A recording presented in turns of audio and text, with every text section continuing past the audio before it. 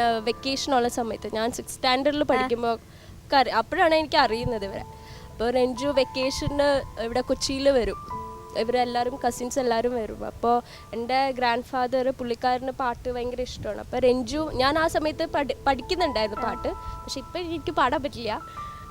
അപ്പോൾ ഇങ്ങനെ പാടാൻ വേണ്ടി പറയും, പക്ഷെ എനിക്കെപ്പോഴും മടിയായിരുന്നു ആൾക്കാരുടെ മുന്നിൽ വെച്ച് പാടാൻ. അപ്പോൾ രഞ്ജു നല്ലോണം പാടുകയൊക്കെ ചെയ്യും. അപ്പോഴേ ഞാൻ നോട്ട് വിട്ടതാണ്. അങ്ങനെയല്ല, നോട്ട് വിട്ടതോടെ എന്ന് വെച്ചാൽ അങ്ങനെയല്ല, എന്ന് വെച്ചാൽ പാടുന്നുണ്ടല്ലോ, പിന്നെ അങ്ങനെ. പാട്ടിന് ഇത്രയും റോൾ ഉണ്ടോ നിങ്ങൾ ഇപ്പോഴല്ലേ മനസ്സിലാക്കി? ചേട്ടൻ എപ്പോഴെങ്കിലും ഒരു വരി മൂളി തരാറുണ്ടോ? ഓ, എനിക്ക് ഇന്ന് രണ്ടുപേരെ കൊണ്ടപ്പോൾ എനിക്ക് പാടിക്കണം. അവിടെ എങ്ങനെയാണ്, പാട്ടിന് താല്പര്യമുണ്ടോ? അതോടെ താല്പര്യം പോയി. ഇനി പാടിയ പ്രണയം പോകുമെന്ന് പറഞ്ഞാലും മിണ്ടാതിരിക്കുക അല്ലേ? ഇത്രയും നേരം നമ്മൾ ലൈഫിൻ്റെ വളരെ മനോഹരമായ സന്തോഷമുള്ള കുറേ വശങ്ങളെ പറ്റി കേട്ടു. ഇവരൊക്കെ എങ്ങനെ പരിചയപ്പെട്ടു, ഇവരുടെയൊക്കെ പ്രണയം എവിടം വരെ എത്തി നിൽക്കുന്നു, ചിലർ കല്യാണം കഴിക്കാൻ പോകുന്നു, ചിലർ കല്യാണം കഴിഞ്ഞ് ഹണിമൂൺ ആഘോഷിക്കുന്നു, അങ്ങനെ ഒരുപാട് കഥകൾ നമ്മൾ കേട്ടു.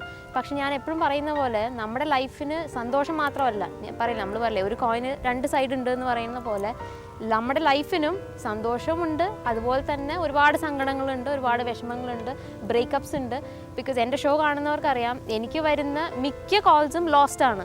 13 കൊല്ലം പ്രണയിച്ചവർ, അയ്യോ ചേച്ചി ഞാൻ കല്യാണം കഴിക്കാൻ പോകുന്നു, എൻ്റെ തലേന്ന് എൻ്റെ പെണ്ണ് പോയി, അല്ലെങ്കിൽ കല്യാണം കഴിഞ്ഞ് കുട്ടിയുള്ള സ്ത്രീകൾ എന്നെ വിളിച്ചിട്ട് എൻ്റെ പഴയ കാമുകൻ തിരിച്ചു വന്നിട്ടുണ്ട്, ഞാൻ അമ്പലത്തിൽ വെച്ച് കണ്ടതാണ്, അപ്പോൾ ഞാൻ അയാളുടെ ഒപ്പം പോകണോ, എൻ്റെ ഇപ്പോഴത്തെ ഭർത്താവിൻ്റെ കൂടെ ജീവിക്കണോ, അങ്ങനെ വിളിച്ച് ചോദിക്കുന്ന സ്ത്രീകളുണ്ട്.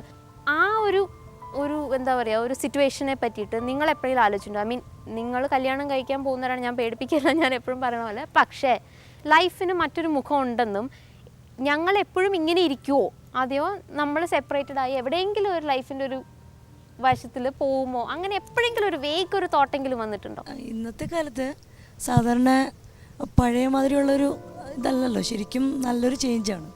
പിന്നെ അത് മാത്രമല്ല, പെട്ടെന്ന് ഒരു സെക്കൻഡ് കൊണ്ടാണ് ഓരോരുത്തരുടെയും മൂഡ് ചേഞ്ച് ആകുന്നതും. അതനുസരിച്ച് നമുക്ക് തന്നെ ഭയമുണ്ട്, ഈ ലോകം എങ്ങോട്ടാ പോകുന്നതെന്നുള്ളൊരു ഭയം എല്ലാവർക്കും ഉള്ളതുപോലെ തന്നെ നമുക്കും ഉണ്ട്. ഇപ്പോൾ ഇത്രയും വർഷമായെങ്കിലും എങ്ങോട്ടാ, ഇപ്പോൾ ഹസ്ബൻഡ് തന്നെ ഫോൺ കോൾസ് അറ്റൻഡ് ചെയ്യുമ്പോൾ പോലും ഓട്ടോമാറ്റിക്കായിട്ട് നമുക്ക് ടെൻഷൻ ഉണ്ടാവും, ഹസ്ബൻഡിന് ഉണ്ടാവാം, അതുപോലെ തന്നെ നമുക്കും ആ ഒരു ഭയം ഉണ്ട് ഇപ്പോഴും. പ്രണയത്തെപ്പറ്റി ഒരുപാട് കാര്യങ്ങൾ കേട്ടില്ലേ? ഇതൊന്നും അല്ല, ഇനി എന്തൊക്കെ പറയാൻ കിടക്കണമെന്നറിയാവോ? പക്ഷെ അതിന് ഇന്ന് സമയമില്ല, നാളെ കൃത്യം ഉച്ചയ്ക്ക് 2 മണിക്ക് ഞാനിവിടെ ഉണ്ടാവും. Till then Tata.